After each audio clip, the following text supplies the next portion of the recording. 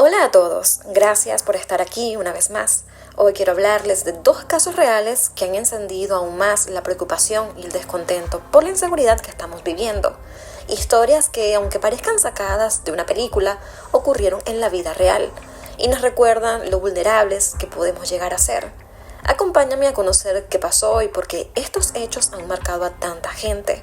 Bienvenidos a unas crónicas.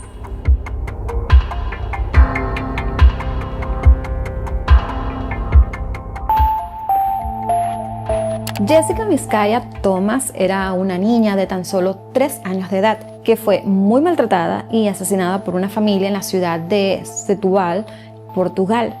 La tarde del 20 de junio de 2022, Jessica ingresó con un paro cardíaco en el hospital de São Bernardo, donde le practicaron maniobras de reanimación sin tener éxito, ya que falleció poco después.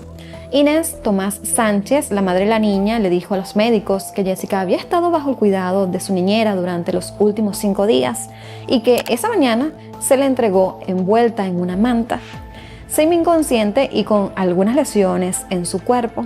La niñera, una mujer llamada Ana Cristina Pinto, de 52 años, le informó que el día anterior Jessica se había caído de una silla, por lo que le había administrado 5 mililitros de Atarax, que es un antihistamínico que generalmente se indica para rinitis alérgica y dermatitis atópica, pero también funcionaba como un ansiolítico para problemas de ansiedad o insomnio.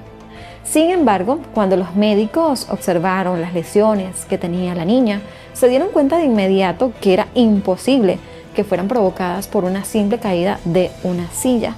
El examen forense pudo establecer que la niña en sí había sido agredida prácticamente desde los pies hasta la cabeza. Tenía casi 80 lesiones en todo su cuerpo, que incluían muchísimas cosas, entre golpes, lesiones con objetos punzantes, quemaduras, en todo lo que se puedan imaginar. Además de esto, se cree que la cabeza de la niña fue también muy golpeada contra una superficie dura. Podría haber sido lanzada contra una pared o incluso pudieron haberla golpeado con un bate. También le habían hecho varios tirones en su cabellito. Internamente, la niña también tenía muchas lesiones traumáticas en el cerebro, en sus ojos, que eran compatibles con el síndrome del niño sacudido. Asimismo, los hematomas que presentaba su cuerpo tenían diferentes coloraciones y las más antiguas datan de unos 5 a 6 días antes de que falleciera. Pero esto no es todo. La pequeña también tenía varias lesiones en algunas partes, zonas privadas de su cuerpo, lo que en un inicio se pensó que había sido agredida de esa manera sexualmente. Sin embargo, la investigación pudo revelar que algo sumamente impactante respecto a esto, que más adelante les contaré. Como les iba contando inicialmente, la madre aseguró que Jessica había estado bajo el cuidado de su niñera, pero luego afirmó que en realidad la niña había sido secuestrada el 13 de junio por Ana Cristina Pinto, su esposo, Justo Montes, de 57 años, y la hija de ambos, que se llama Esmeralda Montes, de 27 años. Inés afirmó haber sido amenazada de muerte por estas personas y que por esto no había alertado a la policía sobre el secuestro. Durante 7 días, la mujer fingió ante sus allegados que Jessica estaba en un campamento vacacional porque temía que los servicios sociales intervinieran y le quitaran a la niña. Cuando se le cuestionó a Inés sobre la razón del secuestro, la mujer afirmó que fue porque tenía una deuda de unos 400 o unos 800 euros con Ana Cristina. El monto exacto en realidad no la sabemos, no ha quedado muy claro, aunque fue precisamente uno de los focos de la investigación y del juicio. Ahora, 3 días después del asesinato de Jessica, el 23 de junio de 2022, las autoridades detuvieron a los 3 miembros de la familia Montes bajo cargos de secuestro, extorsión, delito contra la integridad física, omisión de socorro y homicidio agravado. En un inicio dejaron en libertad a la madre de la niña, aunque posteriormente la mujer fue detenida y acusada de homicidio agravado por falta de asistencia. Las versiones de Inés a lo largo de este proceso fueron varias. En una ocasión admitió ante las autoridades que ella misma había entregado a Jessica a Ana Cristina como garantía de pago por la deuda que le tenía y añadió que esta deuda era por trabajos de brujería que Ana Cristina le había hecho y ella no se los había pagado. Al parecer, esta mujer, que era conocida como la bruja Tita, le había hecho una serie de amarres a Paulo Amancio, que es la pareja de Inés y padrastro de Jessica, para que se mantuviera en la relación con Inés. Así que este es el supuesto motivo. Ahora, supuestamente la deuda inicial era de unos 400 euros, pero por cada día que pasaba se iban sumando los intereses. Las autoridades allanaron la casa entonces de la familia Montes y encontraron indicios de que habían intentado limpiarla con lejía, con la intención de borrar las evidencias. Sin embargo, de igual forma, en el lugar se pudieron encontrar sangre y cabello de la niña Jessica, que habían sido arrancados desde la raíz. También se conoció que durante los 7 días que Jessica estuvo en la casa de la familia Montes, estuvo expuesta a varias sustancias, entre ellas algunas drogas y también la metadona y el paracetamol. La abuela materna de Jessica afirmó que la semana anterior al supuesto secuestro, Jessica ya había sido llevada a la casa de la familia Montes y que tras pasar 2 días con ellos, la niña fue devuelta a su madre con un moretón en la cara. Sus labios estaban lastimados, tenía hematomas en el cuerpo y se estaba quejando de dolor. Jessica casi no podía masticar, solo podía ingerir líquidos, pero a pesar de todo esto, Inés no la llevó al hospital y lo peor es que a la semana siguiente la dejó nuevamente con los Montes. En este punto del relato uno diría, pues no sé qué pensar, quién es más bruto, quién es más ignorante, si la mamá o estas personas que se dedicaban a la brujería para hacerle daño a una niña, algo que me causa muchísima rabia e indignación. Pero eso es un tema que más adelante porque quiero hablarles al final de que les cuente todo esto. El 20 de junio, cuando Jessica fue devuelta a su madre en esta segunda ocasión, tras pasar 5 días en casa de la familia Montes, era evidente los signos de mucho maltrato. La niña fue entregada en la mañana de ese día y estaba envuelta en una manta, pero ya estaba muy visiblemente maltratada, además de que estaba en un estado de semi-inconsciencia. Alrededor de las 10 de la mañana, Inés la acostó sola en su habitación y regresó recién a las 3 de la tarde. 5 horas después, para darse cuenta de que el estado de salud de la niña había empeorado y prácticamente no reaccionaba. Fue entonces cuando Inés decidió contarle a su pareja, a Paulo, sobre lo que estaba sucediendo y fue él quien a las 3:15 de la tarde alertó al número de emergencias, quienes finalmente trasladaron a Jessica al hospital. A través de evidencia forense y de testimonios, las autoridades obtuvieron información de que los miembros de la familia Montes tenían una red de tráfico de drogas, en las que también estaba involucrado Eduardo Montes, el hijo mayor de Ana Cristina, y Justo. También se dijo que unos días antes del fallecimiento de Jessica, Esmeralda, Ana Cristina y Justo hicieron un viaje a Leiria, una ciudad ubicada a casi 2 horas en auto de Setúbal. En ese viaje usaron a Jessica como mula, digamos así de esa forma, para que llevara drogas para trasladarla en paquetes y esta droga era cocaína. Según las investigaciones, la familia introdujo, lo que les voy a decir es un tanto fuerte, no sé cómo decirlo porque es fuerte, pero como que introdujeron parte de estas drogas en el cuerpo de la niña, en algunos de sus orificios. No voy a dar muchos detalles, pero eso es lo que se ha dicho. También pegaron drogas en el interior del pañal para evitar ser descubiertos. Así que para la fiscalía este acto fue una violación total hacia el pudor y la dignidad humana de una niña, que le causó no solo incomodidad, sino muchísimo dolor físico. Además de todo lo anterior, las autoridades descubrieron que Jessica estuvo en el foco de los servicios infantiles en años previos a los hechos cuando sus padres se separaron. Alexandrino Vizcaya, quien es el padre biológico de Jessica, se fue a vivir a Países Bajos en febrero de 2022, pero Inés y él se separaron después del nacimiento de la niña, que fue el 26 de enero de 2019. El primer encuentro entre Jessica y los servicios sociales fue en el año 2019 cuando la Comisión Nacional para la Promoción de los Derechos y la Protección de la Niñez abrió un proceso de protección a la niña, ya que consideraban que estaba expuesta a un entorno familiar que podía poner en riesgo su bienestar y su desarrollo.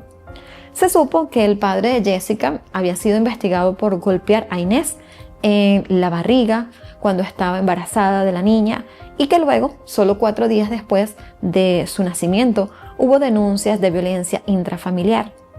Para mayo de 2020, el Ministerio Público abrió también un proceso que derivó en que un juez impusiera una medida de seguimiento a la familia por parte de los trabajadores sociales estatales y la abuela materna, que se comprometió a hacerlo. El juez ordenó que la familia debía cumplir una serie de condiciones imprescindibles, y esto todo para el cuidado de la niña, que consistía en medidas de higiene, en consultas médicas, lo que es la correspondiente vacunación, su alimentación, su vestimenta, pero estas no fueron cumplidas en el transcurso de un año. Así que un año después, ya en mayo de 2021, el juez prorrogó la medida de seguimiento por otros 365 días más. Y ya para mayo de 2022, tras cumplirse otro año de seguimiento, se hizo una última revisión. Y para ese momento, Inés y Alexandrino ya se habían separado, por lo que los trabajadores sociales entendieron que el peligro o el supuesto peligro había desaparecido, por lo que el caso fue archivado. No obstante, se conoció que Inés también había tenido comportamientos erráticos a lo largo de los años. Y en los meses previos al asesinato de su hija Jessica, Inés había inventado que tenía cáncer para obtener ayuda económica, y para avalar su mentira pues llegó a cortarse todo su cabello. Así que no se sabe con seguridad cómo inició la relación entre Inés y la familia Montes, pero lo que sí dejó claro la fiscalía es que Eduardo, el hijo mayor de la pareja, estaba involucrado en el tráfico de drogas, y que esta podría haber sido quizás parte del vínculo entre ellos que inició desde que Inés estaba con Alexandrino. Eduardo estuvo un tiempo prófugo de la justicia, pero posteriormente fue detenido y acusado de tráfico de drogas y violación agravada por su presunta participación en la introducción de un paquete de drogas en el cuerpo de la niña. Los miembros de la familia Montes inicialmente se aferraron al silencio, pero luego fingieron colaborar con la policía diciendo muchísimas mentiras. Ya para mediados de 2023 es cuando se llevó a cabo el inicio del juicio en contra de Inés Tomás Sánchez, Ana Cristina Pinto, Justo Montes, Esmeralda Montes y Eduardo Montes, en relación con la muerte de Jessica Vizcaya. Alexandrino Vizcaya, el padre de Jessica, fue uno de los testigos del juicio. El hombre aseguró que la última vez que habló por videollamada con su hija fue algunas semanas antes de los lamentables hechos, y también añadió que no la había vuelto a ver porque Inés le ponía excusas, le decía que estaba enferma o que estaba en la guardería. Durante la última videollamada, Alexandrino notó también que la niña parecía algo triste, también pudo percibir y ver algunos moretones que tenía la niña.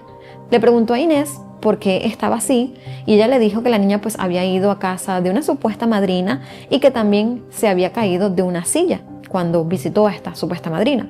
Declaró que el mismo día de la muerte de Jessica por la mañana, Inés lo contactó para pedirle dinero, pero nunca le mencionó nada sobre el estado de la salud de la menor. El padre también declaró que se sentía culpable de lo que le había sucedido a su hija y que se arrepentía de haber confiado en Inés. Ana Cristina Pinto también accedió a prestar declaración ante el tribunal, pero negó todas las acusaciones y por consejo de su abogado, después de 10 minutos, no quiso continuar con su testimonio. Tita dijo que Jessica solo se quedó en su casa una vez, cuando Inés le pidió que se quedara con la niña. Ese día, que fue un domingo, estaba en la cocina haciendo una comida cuando la niña se subió a una silla en la sala, intentó saltar y luego se cayó. Según Ana Cristina, ese día ella llamó a Inés y le comentó que la niña se había caído, que la llevaran al hospital. Sin embargo, Inés se negó a llevarla, diciendo que la llevaría al día siguiente. Ana Cristina dijo que la niña arrastraba la lengua, así que ella le metió una cuchara en la boca para que dejara de hacerlo. Y al ser interrogada sobre la fecha de los hechos que estaba relatando, Ana Cristina dio respuestas muy evasivas y luego, aconsejada por su abogado, terminó diciendo que no quería continuar con su testimonio. Inés también hizo unas declaraciones en el juicio que terminaron siendo pues más confusas e incongruentes, y cabe destacar que en este punto pues ella seguía sosteniendo que su hija había sido secuestrada por la niñera. Inés también dijo que la noche anterior a la muerte de Jessica, ella vio a la niña de lejos porque justo no la dejó entrar a la casa, y que la pequeña estaba envuelta en una manta en los brazos de Ana Cristina, pero que no pudo quedarse con ella.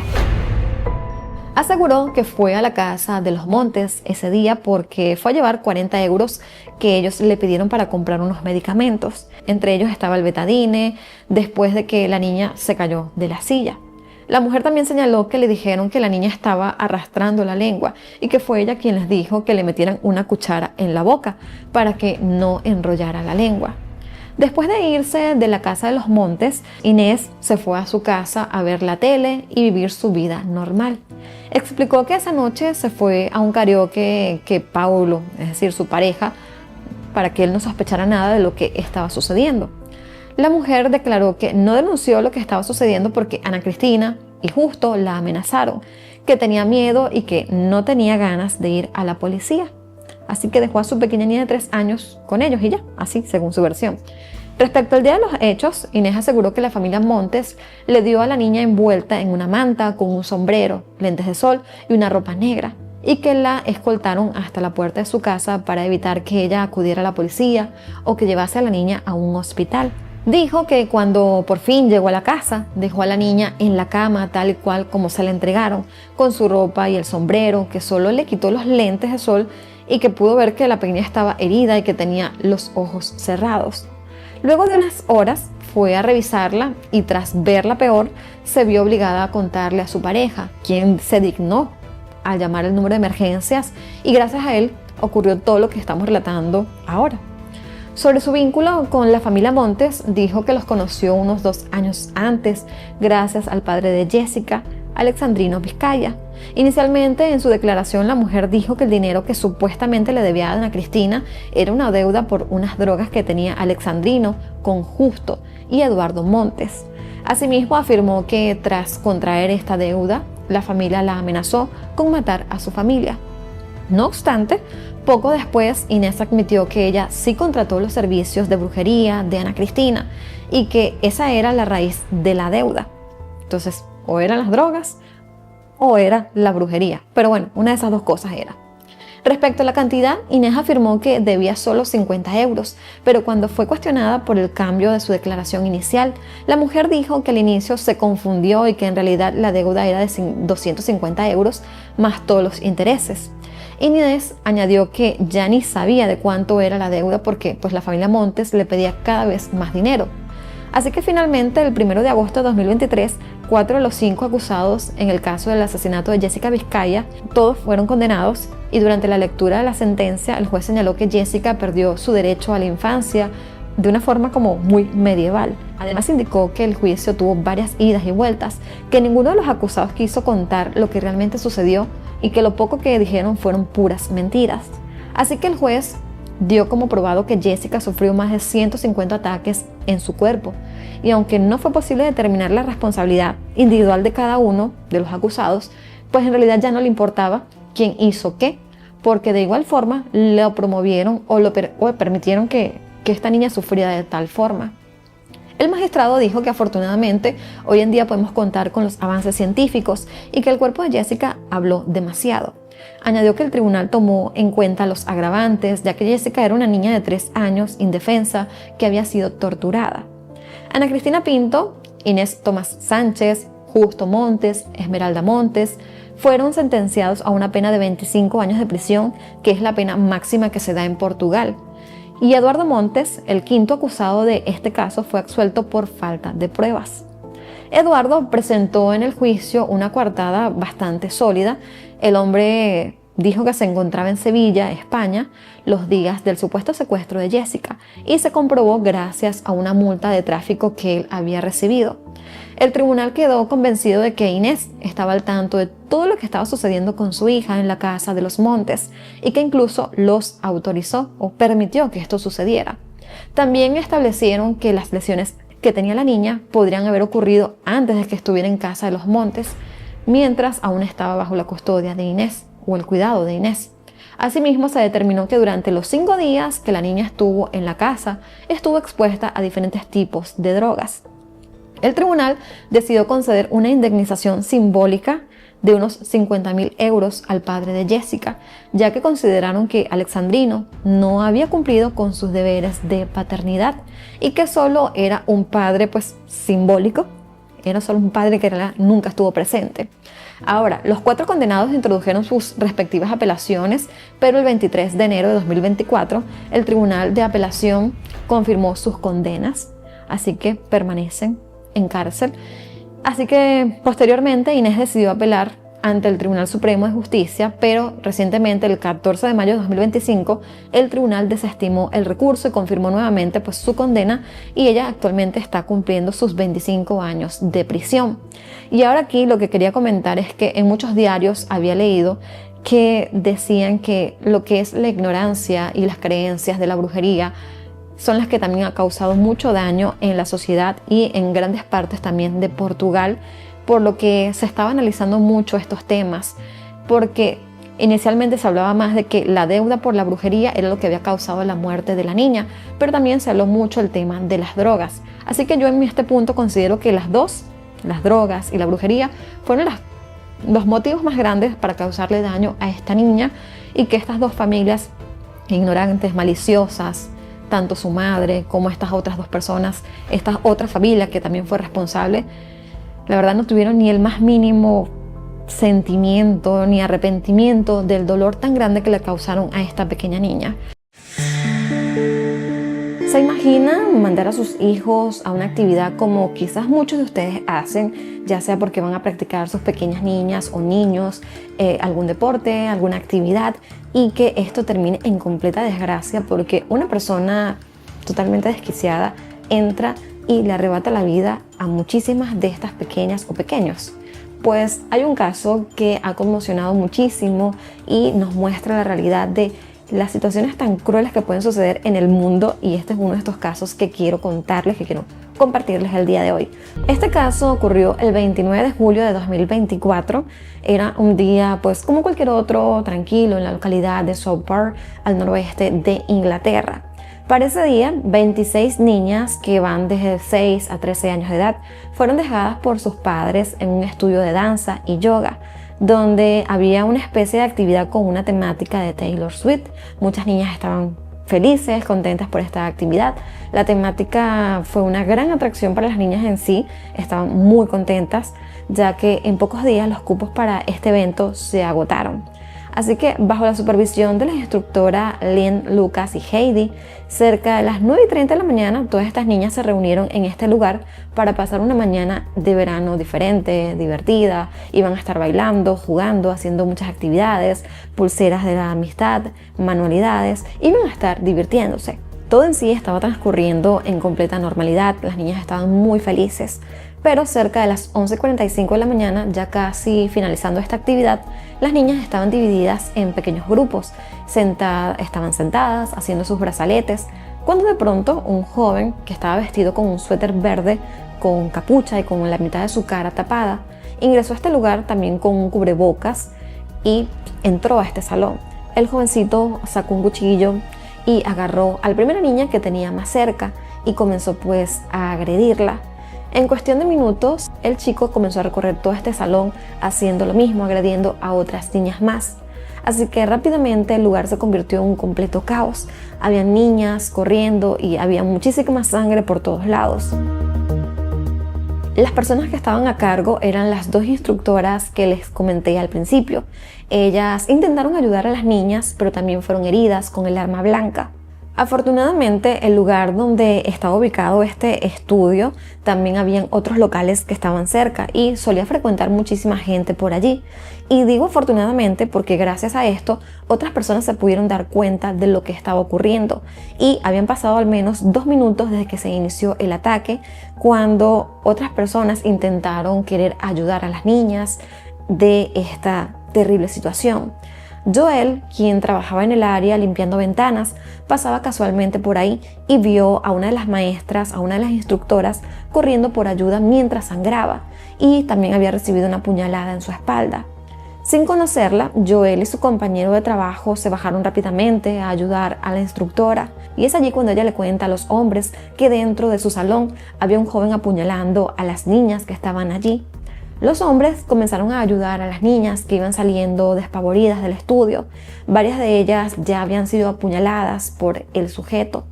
Al mismo tiempo, intentaban ubicar al atacante para detenerlo. Sin pensar demasiado que tenía un arma blanca y que podían lastimarlos, ellos simplemente se arriesgaron y se metieron. Otro hombre llamado Jonathan, quien trabajaba también en una de las oficinas que estaba en este mismo edificio, vio parte del caos desde su ventana y rápidamente decidió correr para poder ayudarlas. No obstante, tan pronto salió, se encontró a una niña en el suelo. Ella estaba inmóvil, estaba sangrando y junto a ella estaba un joven con suéter verde y un cuchillo. Al ver a Jonathan, el chico intentó perseguirlo y comenzó con un forcejeo entre ambos, donde valientemente Jonathan intentó quitarle el cuchillo, pero terminó siendo herido en una de sus piernas. Una de las niñas que logró sobrevivir llegó a relatar posteriormente en una entrevista que cuando el jovencito entró al estudio, todas las niñas estaban muy tranquilas disfrutando de la actividad y que de pronto esa calma se volvió una total pesadilla. La niña afirmó que el chico apuñaló primero a otra niña que estaba delante de ella y que no le dio tiempo de huir, pero cuando reaccionó, el chico ya la había apuñalado en una de sus brazos. La niña se giró y el jovencito la apuñaló por la espalda. Aún estando herida, la niña logró huir e incluso empujó a varias niñas que estaban apiñadas para que salieran y corrieran por sus vidas. Aunque ella solo podía pensar en su hermana, quien también estaba en esta actividad. Se supo que la hermana de esta niña pudo huir antes que ella y se refugió en otro local junto a otras niñas, quienes afortunadamente también pudieron salir ilesas. Ahora, cerca de las 11:57 de la mañana es cuando llegó el primer oficial a la escena del crimen y para entonces el atacante seguía en el lugar intentando apuñalar a más personas, aquellas que se le fuesen atravesando. No obstante, a pesar de que el oficial le ordenó que se detuviera y soltara el arma blanca, el chico lo hizo sin oponerse. Rápidamente fue inmovilizado y arrestado por la policía. Mientras tanto, otros oficiales rescataban a las demás niñas que se habían escondido y también los paramédicos de inmediato empezaron a brindarle atención médica a las niñas que estaban heridas. El joven atacante fue identificado como Axel Mugangwa Rudakubana. No sé si estoy pronunciando bien su nombre, pero lo importante es que se llama Axel y que tiene 17 años. En total, Axel apuñaló a 13 personas y entre ellos a 2 adultos que son la instructora y a Jonathan, que trabajaba en la oficina cercana. Desafortunadamente, este terrible ataque dejó 3 víctimas mortales, que fue Alice da Silva Aguiar, de 9 años, Elsie Dodd, de 7 años, y Bebé King, de 6 años. El atacante fue llevado a la estación de policía, donde decidió acogerse al silencio durante los interrogatorios policiales, aunque hizo algunos comentarios sumamente perturbadores como: me alegra ver que esos niños están muertos, y menos mal que esos niños están muertos. La noticia del atacante se difundió en medios nacionales y también se viralizó muy rápidamente en redes sociales. La inmediatez de la información, sin pasar por una buena verificación, provocó también que se difundieran rumores sobre la identidad del atacante, que en ese momento era privada. En realidad, muchas personas no sabían quién era él, pero estos rumores, digamos que empeoró la situación. Uno de los rumores era que este joven era un refugiado de origen africano que había solicitado asilo en Inglaterra y que también este era seguidor de la religión islámica, pero de una rama más radical, lo que desató una gran indignación en la comunidad inglesa. Así que durante las siguientes horas este rumor fue acrecentando, fue escalando y con él la ira de muchísimas personas. Todo esto llevó a que un grupo, aparentemente movilizado y alentado en redes sociales por la extrema derecha de Inglaterra, comenzara una manifestación que rápidamente se tornó en una total violencia. Los manifestantes atacaron mezquitas y moteles que albergaban refugiados de diferentes países, como países árabes y de África. Y a partir de entonces también se desató el caos y empezaron a lanzar piedras, botellas, prendieron fuego a algunos autos que se encontraban y se enfrentaron con los oficiales. Estos disturbios, realizados por grupos violentos, se registraron en mayor o menor medida en unas 12 ciudades del país. Y como consecuencia, más de 1.500 personas, que en sí casi todas eran hombres, y posteriormente cientos de ellos recibieron cargos formales y condenados de hasta 9 años de prisión. Las filtraciones de las entidades de los familiares del atacante, los líderes de la iglesia cristiana, el padre de Axel, emitieron un comunicado en el que pudieron afirmar que el jovencito de 17 años había nacido y fue criado en Reino Unido, aunque sus padres eran de Ruanda. Luego señalaron que Axel había sido diagnosticado con autismo y que en los últimos años había estado luchando con problemas de salud mental, muy diferente a todo lo que se había estado diciendo en redes sociales. También llegaron a aclarar que ni Axel ni los demás miembros de la familia de él eran parte de la comunidad cristiana, solo su padre. Posteriormente, todo esto se confirmó. Se sabe que Axel nació el 7 de agosto de 2006 en Gales y sus padres son cristianos evangélicos Tutsi originarios de Ruanda, quienes se mudaron a Reino Unido en el año 2002. Axel tiene un hermano mayor llamado Dion, quien también nació en el país. Y se sabe que en el año 2013 se mudaron de Cardiff, Gales, a Southport, Inglaterra, específicamente en la localidad de Banks, a una aldea de las afueras de Southport. Su familia también ha sido descrita por los vecinos como encantadora. El padre en sí era un hombre trabajador y la madre ama de casa entregada. Durante su etapa escolar se sabe que Axel asistió a clases extracurriculares de teatro y actuación en la Academia Pauline Kirke y hacía parte del grupo del teatro musical de la escuela. Esto a su vez lo llevó a ser parte de una agencia de casting llamado Ology Kings, quien en el 2018 lo reclutó para participar en un video promocional de la organización benéfica de la BBC llamada Children in Need. En este video se le ve en distintas tomas. Una de ellas aparece vestido con una gabardina haciendo alusión al icónico Dr. Wu. Aunque no se sabe específicamente qué pasó con Axel durante su crecimiento o las situaciones familiares que atravesaba. Lo que sí sabemos es que en sí los problemas más graves comenzaron en la etapa de su adolescencia. En el último año y medio, Axel fue remitido 3 veces al programa gubernamental que busca prevenir que personas vulnerables se vean atraídas por conductas delictivas y evitar que se conviertan en terroristas. Una vez dentro de este programa, la persona debe ser evaluada y si se considera que representa un riesgo de terrorismo, debe ser derivada a otro programa más exhaustivo llamado Channel. En el caso de Axel, se consideró que no necesitaba ninguna intervención adicional. Así que, según las autoridades, Axel, quien había sido diagnosticado con autismo, tenía una extraña fijación por la violencia y una actitud sumamente desafiante frente a las figuras de autoridad. Así que en el año 2019, Axel se comunicó con Shielding, una línea gratuita de ayuda y asesoramiento para niños y adolescentes. Esto lo hizo para denunciar que estaba sufriendo acoso escolar y actos de racismo en su escuela.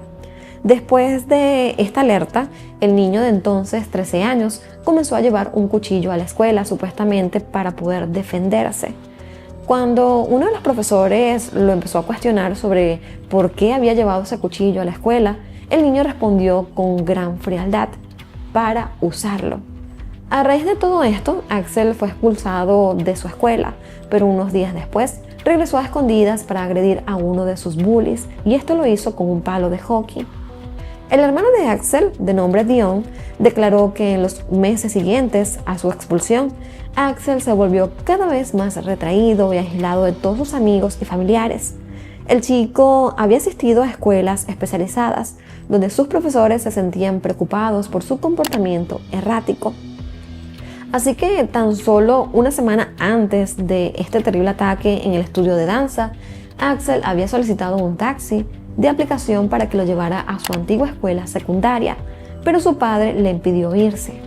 Y aunque no se tiene certeza de lo que pretendía hacer este jovencito allí, se cree que el chico planeaba atacar a sus antiguos compañeros. Luego de los hechos, las autoridades allanaron la casa de la familia de Axel y encontraron varias cosas interesantes. En primer lugar, en uno de los dispositivos electrónicos de Axel encontraron un documento en PDF titulado Estudios militares en la Yihad contra los tiranos, el manual de entrenamiento de Al-Qaeda. Este documento incluye una traducción de un manual elaborado por el grupo extremista que ofrece consejos sobre la guerra urbana y el terrorismo, junto con instrucciones sobre cómo establecer células y qué decir si son arrestados. Además, debajo de su cama también hallaron semillas de ricino y ricina extraída. La ricina es una proteína tóxica que se obtiene de la semilla del ricino, de donde también se extrae el aceite de ricino.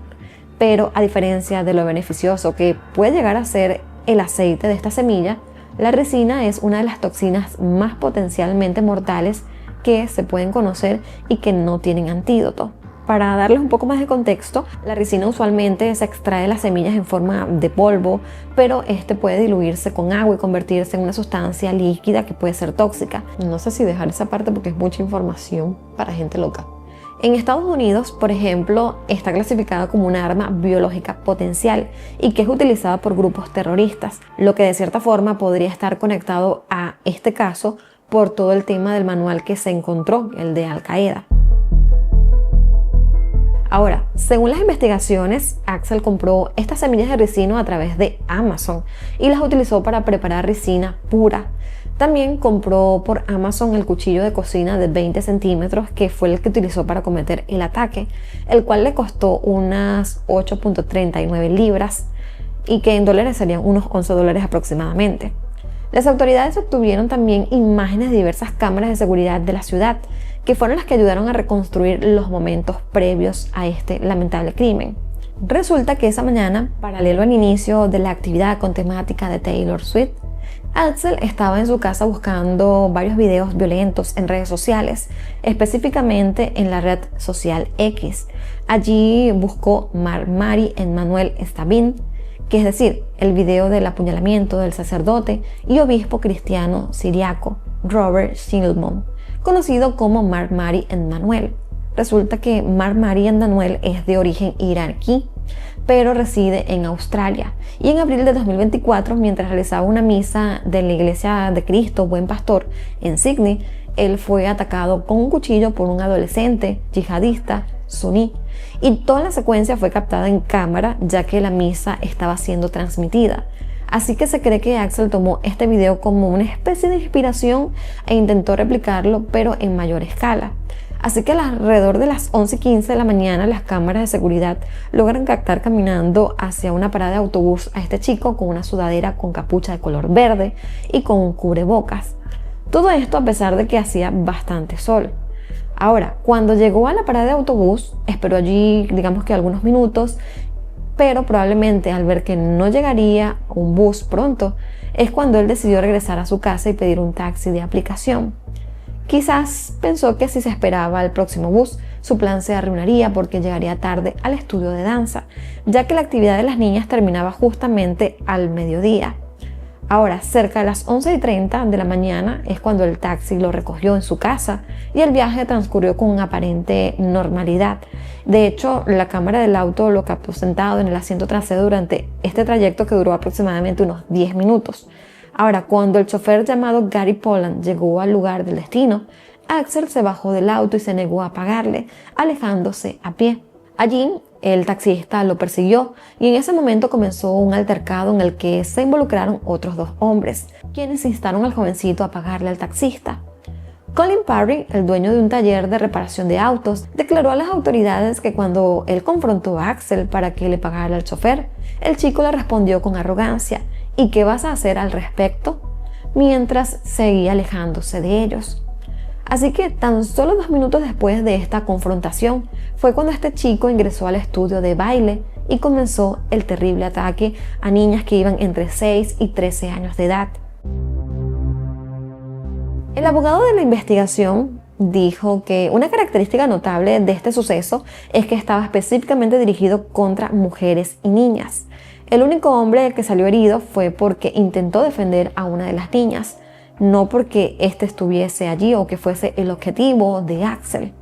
Por otra parte, acercándonos un poco más al juicio, Axel se declaró inocente de los 16 cargos que se le imputaron y decidió permanecer en silencio en todas las audiencias anteriores.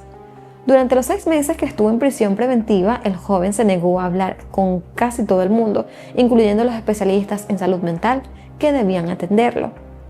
En una de estas audiencias, de las tantas que se dio, la fiscal a cargo afirmó que durante los meses previos al ataque, Axel había tomado una actitud similar hacia sus allegados. Él se negaba a hablar con su familia y a salir de la casa. Y a pesar de todo lo que se supo en la investigación, en octubre de 2024, cuando se le imputaron los cargos, las autoridades británicas dijeron que el ataque de Axel no estaba siendo considerado un acto terrorista, ya que no habían pruebas de que el propósito fuera promover una causa política o una ideología en particular.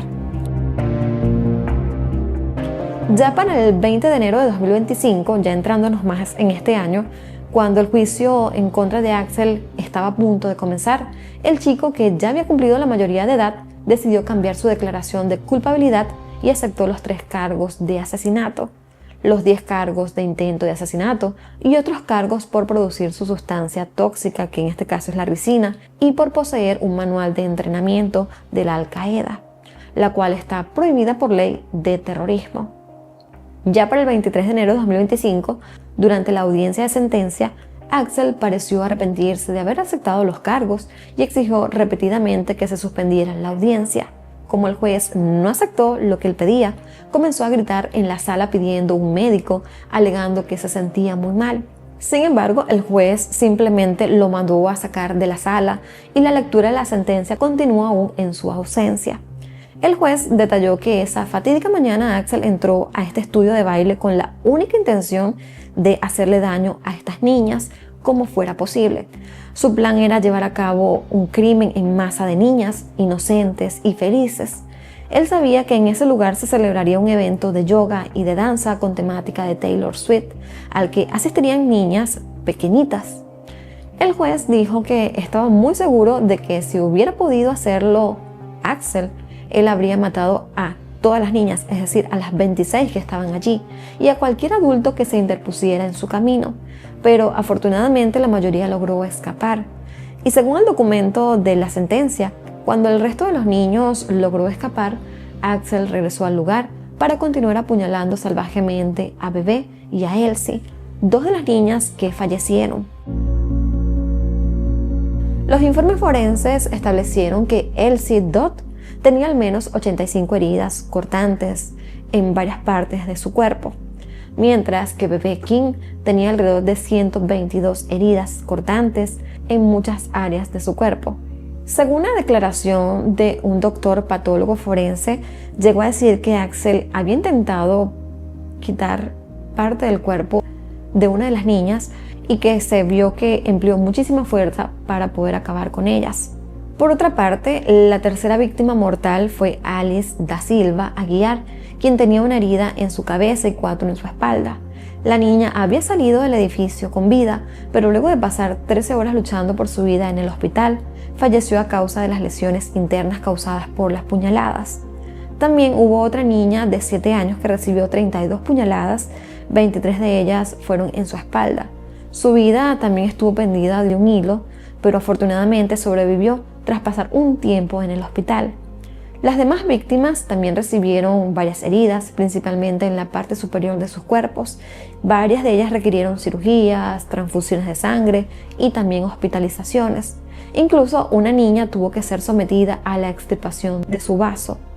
La instructora que estaba allí también sufrió 5 puñaladas en varias partes de su cuerpo. También sufrió fracturas en una vértebra, una costilla y en el omóplato. En la sentencia también se destacó que el papel que jugó el manual de entrenamiento Al-Qaeda, ya que allí, entre otras cosas, describía cómo debían matar con un arma blanca y los lugares específicos donde debían atacar a las víctimas. Así que en una parte del manual establecía que debían atacar principalmente lo que es cabeza y cuello, tal como Axel lo había hecho con sus víctimas. Este manual también daba instrucciones sobre cómo producir la ricina. Así que el doctor Martin Pierce, experto en agentes de guerra química y biológica, de la cantidad de material que se encontró en la habitación de Axel, se podría haber obtenido más de 1.200 dosis letales de ricina, una vez que ésta pasara por un proceso de purificación adicional. Así que finalmente, en ausencia, Axel fue condenado a cadena perpetua con un mínimo de 52 años. Es decir, podrá salir en libertad condicional cuando éste tenga unos 70 años de edad. El juez también llegó a decir que a este asesino le faltaban solo 9 días para cumplir 18 años de edad y que si éste hubiera tenido la mayoría de edad, tendría que haberlo sentenciado a cadena perpetua sin posibilidad de ser liberado. Así que tras la sentencia de Axel, se dio a conocer que el gobierno británico planeaba hacer una ley de doble verificación para las personas que compren cuchillos en internet. Según esta ley, se les solicitarán a los compradores que graben un video en vivo y presenten un documento de identidad, esto con la finalidad de poder prevenir las ventas a menores de edad. Cabe destacar también que Axel compró el arma haciéndose pasar por un adulto y con un nombre falso.